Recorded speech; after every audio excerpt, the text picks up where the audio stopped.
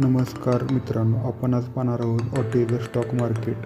Stock market म्हणजे काय. जसं की आपण एक सिटी घेत आहेत आणि त्या सिटीला नाव देत आहे XYZ. या सिटीमध्ये 2 भाजी मंडई आहेत.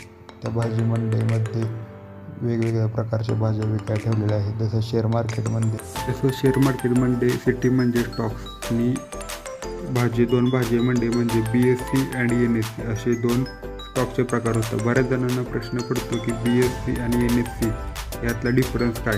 थोडाफार डिफरन्स असतो BSE आणि NSE मध्ये, फार काय डिफरन्स नसतो. जसं की एखादी भाजी मंडई बंद झाल्यानंतर ती आपण कोल्ड स्टोरेजला भाज्या ठेवतो, तसं पण BSEला नाव देत आहे CDSL आणि NSEला नाव देत आहे NDSL.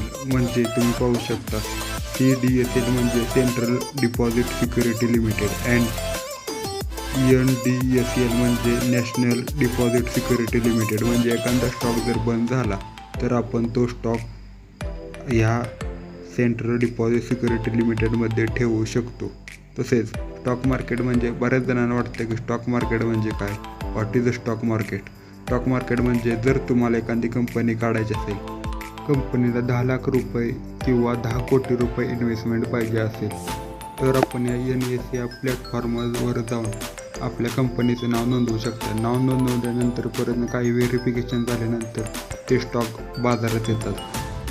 60% स्टॉक स्वतः कंपनी आपल्याकडे ठेवते आणि 40% स्टॉक मार्केटमध्ये आणते. त्यातले मार्केटमध्ये आणल्यानंतर काही जण स्टॉक घेतात. स्टॉक घेतल्यानंतर स्टॉकची किंमत, कंपनी प्रॉफिटमध्ये गेलं तर स्टॉकची किंमत वाढत जाते आणि कंपनी लॉसमध्ये गेलं तर स्टॉकची किंमत कमी होत असते. अशाच नवनवीन माहितीसाठी आपल्या चॅनलला सबस्क्राईब करा आणि आपण पुढच्या व्हिडिओत पाहणार आहोत ट्रेडिंग अँड इन्व्हेस्टमेंट.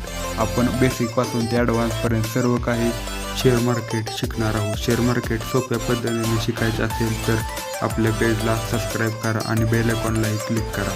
आजचा व्हिडिओ कसा वाटला हा नक्की कमेंटमध्ये सांगा.